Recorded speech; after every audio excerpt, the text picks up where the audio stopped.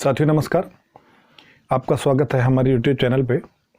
हाजिर हैं हम आपके सामने आज पुनः एक नई वीडियो लेकर, जो हिंदी सब्जेक्ट के ग्रामर पोर्शन से है, जो है संधि।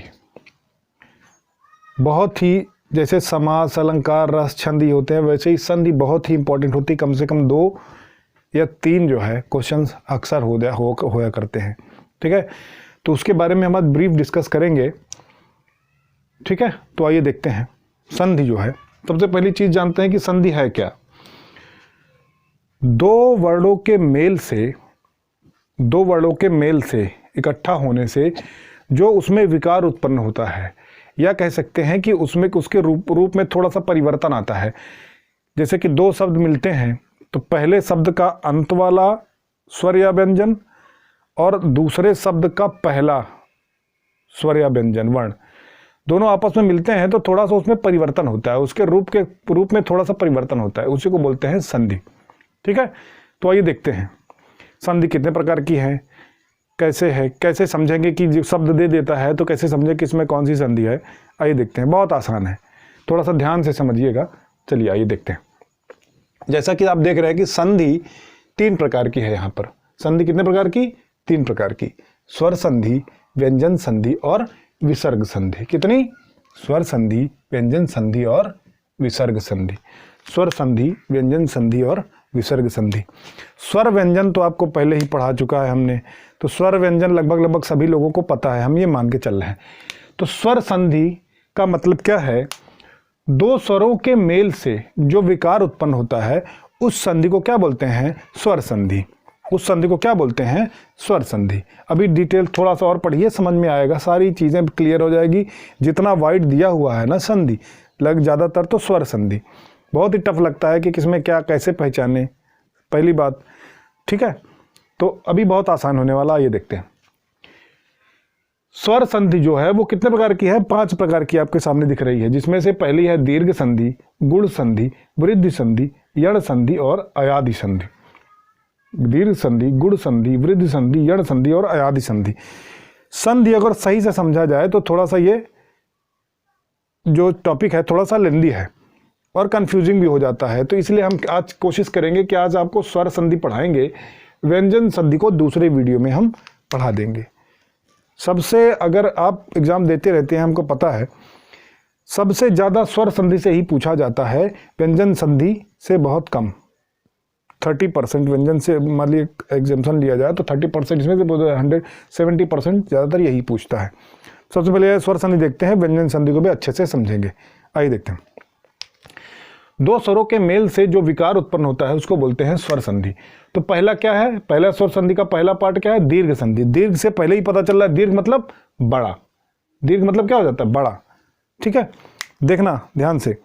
दीर्घ संधि में क्या होता है कि पहली बात तो पहले शब्द और दूसरे शब्द, पहले शब्द के अंत वाला वर्ण और दूसरे शब्द के प्रथम वाला वर्ण, दोनों पहली बात क्या होंगे?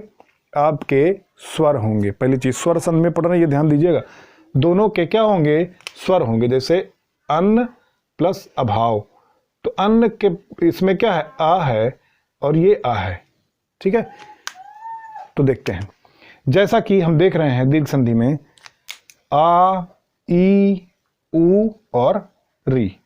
ठीक है, और सेम लिखा है। क्या मतलब कि स्वर जो है, सबसे खासियत इसमें यह है कि आपको दीर्घ संधि में जैसे कि पहले शब्द के अंत में आ आया है, तो दूसरे शब्द के प्रारंभ में भी आ या बड़ा आ, छोटा आ या बड़ा आ, इसी दोनों में से कोई एक होगा। इसमें यह नहीं होता कि आ में ई लग जाता है पहले, अगर ऐसा होगा तो फिर दीर्घ संधि नहीं होगी। सबसे अच्छी पहचानने की तरीका यही है कि अगर दीर्घ संधि है तो सबसे पहले शब्द के अंत वाले वर्ण में जो स्वर होगा वही स्वर, बड़ा या छोटा, जैसे कि आ और आ, इसमें ये वाला भी होगा। ठीक है, इसलिए सेम लिखा, याद रखिएगा। कभी आ के साथ ई जो है आएगा तो समझ लीजिए कि दीर्घ संधि नहीं है। अगर ई आएगा, ऐसा नहीं है कि नहीं आएगा, देखो आ, ई, ऊ और री ये सब आएंगे। ठीक है, बनेंगे। जैसे आ कब बनेगा? जब आ और आ मिलेगा तो ये बन जाएगा। ठीक है, आ और बड़ा वाला आ मिल जाएगा तब भी आ ही बनेगा, आ और आ मिले तब भी यही बनेगा, आ और आ मिले दोनों तब भी यही बनने वाला है। इस तरह से इसको हम छोटे तरीके से समझेंगे, ठीक है, बहुत लेंदी है, छोटे तरीके से समझेंगे कि अगर यहाँ पे देखिए अ और अ मिले तब भी आ हो जाता है, ए आ और आ मिले तब भी आ हो जाता है अंत में जाके, जैसे कि हमें अन्न न के बाद इसमें क्या है आ है और यहाँ भी आ है, दोनों मिलके क्या हो जाएंगे, ये देखिए आ हो गया, अन्न प्लस अभाव अन्नाभाव हो गया, यहाँ पे एक मात्रा जुड़ गई, ये बड़ा हो गया आ अन्नाभाव। ठीक है, समझ में आ गया ना भाई। जैसे कि आ के बाद ई की बात करेंगे, जैसे ई कब होता है, जब या ये और ये आपस में मिलेंगे तभी ई बनेगा, ये और ई मिलेंगे तब भी ई बनेगा, ये और ये मिलेंगे तब भी ई ही बनेगा। ठीक है, दीर्घ मतलब बड़ा हो जाता है, एक तरह समझ लीजिए कि छोटा आ और बड़ा आ, तो छोटा आ छोटा आ दोनों मिलेंगे तो बड़ा हो जाएगा, बड़ा आ। ठीक है, और छोटा आ और एक बड़ा आ भी मिलेगा तब भी बड़ा ही आ होगा, ये ई और ई दोनों मिलेंगे तब भी ई ही होगा, ई और ई दोनों मिलेंगे तब भी ई ही होगा। जब दोनों स्वरों को जोड़ दिया जाएगा तब जो विकार उत्पन्न होगा वो क्या हो जाएगा, बड़ी ई हो जाएगी, इसलिए दीर्घ नाम रखा गया है। और ध्यान रखने वही चीज़ है भाई कि आ के साथ ही आएगा, मतलब दो शब्द जब दोनों को उसकी संधि करेंगे तो अंत में और प्रारंभ में जो शब्द होंगे वो एक ही तरह के स्वर होंगे, आ होंगे तो आ ही होगा, दोनों जगह ई होगा यहाँ पे तो ई यहाँ भी होगा। ठीक है, उसका दीर्घ हो जाएगा जब संधि करेंगे तब। ये हो गया आपका दीर्घ संधि पहचानने का तरीका। ठीक है, जैसे ऊ क्या है यहाँ भी देख लीजिए थोड़ा सा, ये मिल गया और ये ऊ मिल गया तब भी ऊ ही होगा, और ये मिल गया तब भी ऊ ही होगा। ठीक है, जैसे कि पहले शब्द के अंत में ये वाला है, दूसरे शब्द के अंत में ये वाला है, तो दोनों का जब संधि करेंगे तो यही वाला आएगा। ठीक है, और दोनों छोटे छोटे ऊ होंगे तब भी ऊ हो जाएगा। ठीक है, संधि करेंगे तब। ठीक है, आइए देखते हैं दूसरा आ गया गुण संधि। ध्यान दीजिएगा, गुण संधि दूसरी, गुण संधि अ और आ पहले शब्द के अंत में या आ हो और दूसरे शब्द के प्रारंभ में ई हो या ई हो। अभी ध्यान दिया था, हमने कहा था ना कि ये ध्यान रखिएगा, अगर ऐसा आ जाता है तो समझ लीजिए गुण संधि हो गया। ठीक है, दीर्घ संधि में क्या होता है, अगर आ है पहले शब्द के अंत में तो दूसरे शब्द के प्रारंभ में भी आ ही होगा, छोटा हो बड़ा हो वो हो सकता है। गुण संधि में क्या है, आ पहले शब्द के, जैसे ये है पहले शब्द के अंत में आ है और दूसरे शब्द के प्रारंभ में क्या है, ई है। ठीक है, तो ऐसे संधि को क्या बोलते हैं, गुण संधि बोलते हैं। जैसे कि पहले शब्द के अंत में आ हो, ई दूसरे शब्द के प्रारंभ में ई हो तब भी क्या हो जाएगा, ए हो जाएगा। जो संधि होगी दोनों की, जो विकार उत्पन्न होगा वो आ ई दोनों को हटा के क्या बन जाएगा, ए बन जाएगा। आ और आ पहले शब्द के अंत में दूसरे शब्द के प्रारंभ में ऊ और ऊ हो, तो दोनों का जो मिलेंगे तो विकार उत्पन्न होगा तो क्या हो जाएगा, ओ हो जाएगा, ना आ होगा ना ऊ होगा, ओ हो जाएगा। ठीक है, देखते हैं देव आ, यहाँ पे है ना आ, और शुरुआत में क्या है, ई है, ई, आ प्लस ई मिलके ए हो जाता है, पढ़ा हमने, देखिए देवेंद्र। ठीक है, आ और दूसरे शब्द के प्रारंभ में ऊ और ऊ में से कोई एक हो तो ओ हो जाता है। देखिए चंद्र उदय, आ है यहाँ पे ऊ है, दोनों मिल जाएगा तो क्या हो जाएगा, दोनों इसमें से कोई एक या इसमें से कोई एक, दोनों मिलेंगे तो ओ हो जाएगा। क्या हो जाएगा, ये देखिए चंद्र प्लस उदय, चंद्रोदय। ठीक है, आइए देखते हैं आगे। आ कोई एक हो पहले शब्द के अंत में, दूसरे शब्द के प्रारंभ में री हो, जैसे कि देव प्लस ऋषि, यहाँ पे आ गया और यहाँ पे री हो गया, आ और री मिलेगा तो अर हो जाता है, अर। ठीक है, अर, तो देवर्षि पढ़ा जा रहा है चरण में, यार देवर्षि, अर अर पहले शब्द के अंत में आ हो या आ हो और दूसरे शब्द के प्रारंभ में री हो, तो दोनों जब संधि होगी दोनों की तो क्या हो जाएगा, जो विकार रूपक शब्द बनेगा वो क्या बनेगा, अर हो जाएगा। तो क्या हो जाएगा, दोनों जुड़ेंगे तो क्या हो जाएगा, देवर्षि हो जाएगा। ठीक है, आइए देखते हैं तीसरा। फिर से इनके संधि में ध्यान देना है कि पहले शब्द के अंत में जो शब्द स्वर होगा, जैसे आ है, तो दूसरे वाले शब्द के प्रारंभ में जो होगा वो भी आ ही होगा, छोटा या बड़ा। ऊ होगा तो दूसरे वाले में ऊ ही होगा। अगर परिवर्तन आ जाता है, पहले शब्द के अंत में आ, दूसरे शब्द के अंत में ई, पहले शब्द के अंत में आ, दूसरे शब्द के अंत में ऊ, तो ये क्या हो जाएगा, गुण संधि हो जाएगा। ये दोनों क्लियर हो गया भाई। आगे वृद्धि संधि। पहले शब्द के अंत में यदि आ इसमें से कोई एक हो और दूसरे शब्द के प्रारंभ में ए या ऐ हो तो क्या हो जाता है, ऐ हो जाता है। पहले शब्द के अंत में आ हो, दूसरे शब्द के अंत में क्या लगा हो, ओ और औ लगा हो, तो क्या हो जाता है, औ। मतलब ए आए और औ। वृद्धि का मतलब ही है, दीर्घ मतलब बड़ा हो जाता है, वृद्धि मतलब क्या हो जाता है, वृद्धि। ठीक है, वृद्धि। देखो वही उसी की तरह संबंध है, लेकिन यहाँ पे क्या है, एक तरह से कह सकते हैं दीर्घ और वृद्धि में समानता है। लगता बड़ा, दीर्घ मतलब बड़ा और वृद्धि मतलब भी बड़ा। और बस इसमें क्या है, सेम होते हैं। ऊ है तो ऊ ही होगा दोनों शब्द के शुरुआत और अंत में। इसमें एक में अगर आ है तो दूसरे में ए होगा तो क्या हो जाएगा, आय हो जाएगा। ठीक, अ है और ओ है तो अ हो जाएगा। आइए देखते हैं इसके एग्जांपल। एक का में आ है, इसमें क्या है, आ है और इसमें क्या है, ए है। तो आ ए मिला के, आ और ए मिला के क्या हो जाता है, ऐ। हो गया कि नहीं हो गया। ठीक है, अ और ओ मिला के औ हो जाता है। जैसे परम अ है यहाँ पे अंत में, इसके प्रारंभ में है औ। आ और औ मिला के औ ही होता है। तो जो दोनों की संधि होगी तो जो विकार उत्पन्न होगा क्या होगा, इस यहाँ पे माँ में औ लग जाएगा, परम औषधि। परम प्लस औषधि, परम औषधि। ठीक है, वृद्धि और दीर्घ में समानता यही है कि दोनों में थोड़ा वृद्धि होती है। जैसे कि छोटा आ और आ मिलके आ हो जाते हैं, वृद्धि होती है। यहाँ पे वृद्धि होती है। दीर्घ में क्या होता है, बस सेम होंगे, सेम।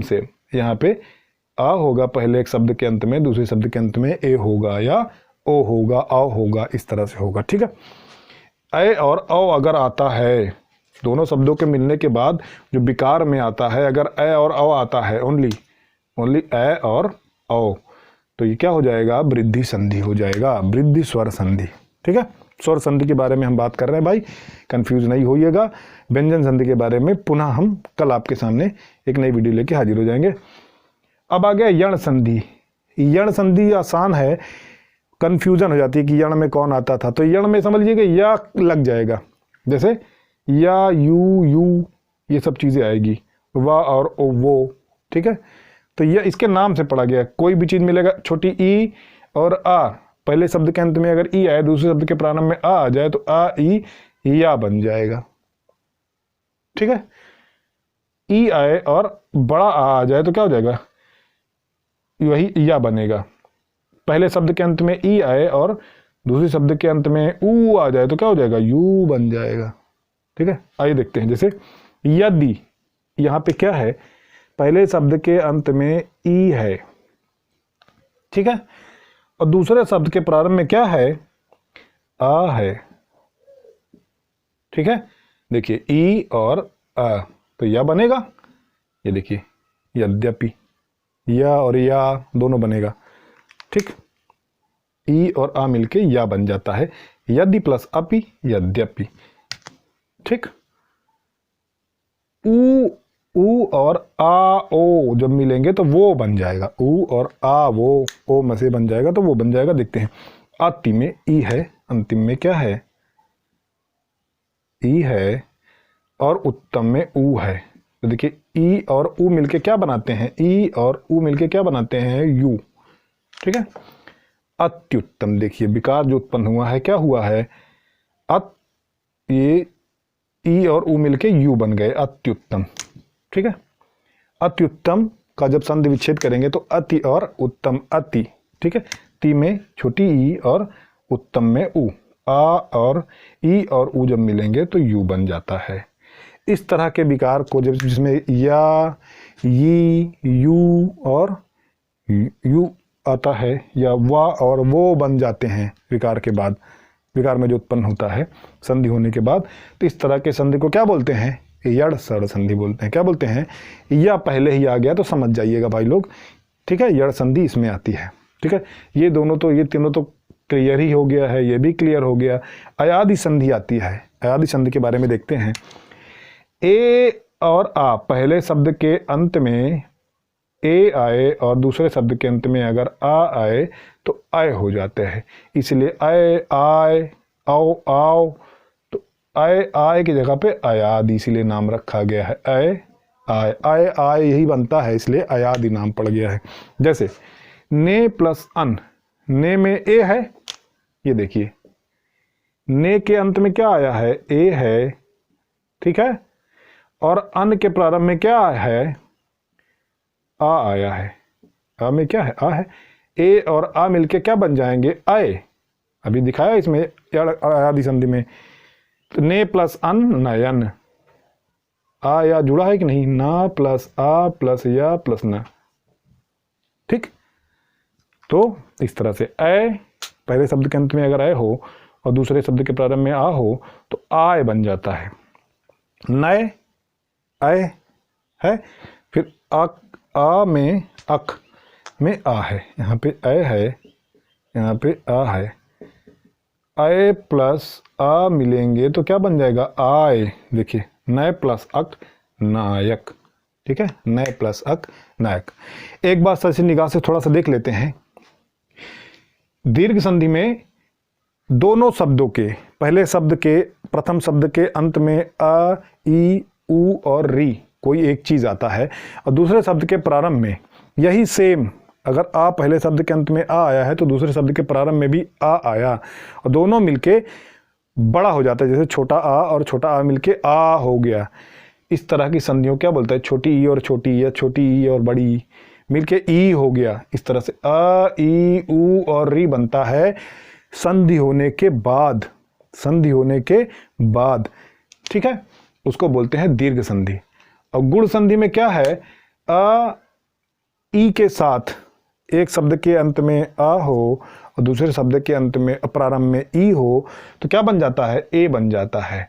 दूसरा देखते हैं। अगर जैसे मान लिया पहले शब्द के अंत में आ है, दूसरे शब्द के अंत में ऊ है तो क्या बन जाता है? ओ बन जाता है। विकार की संधि होने के बाद जो विकार उत्पन्न होता है वो क्या हो जाता है? आ, ऊ के बाद ओ हो जाता है, आ और री के बाद अर हो जाता है।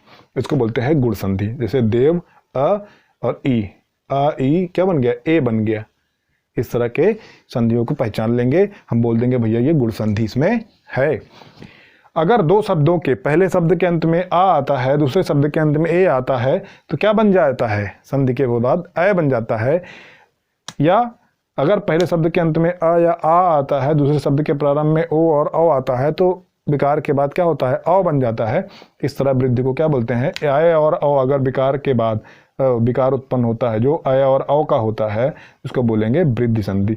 यड़ संधि में भाई देखा ही था, या, यी, यू और यू या व और वो, ये सब चीज़ें उत्पन्न होकर आती हैं संधि होने के बाद, तो इनको क्या बोलते हैं?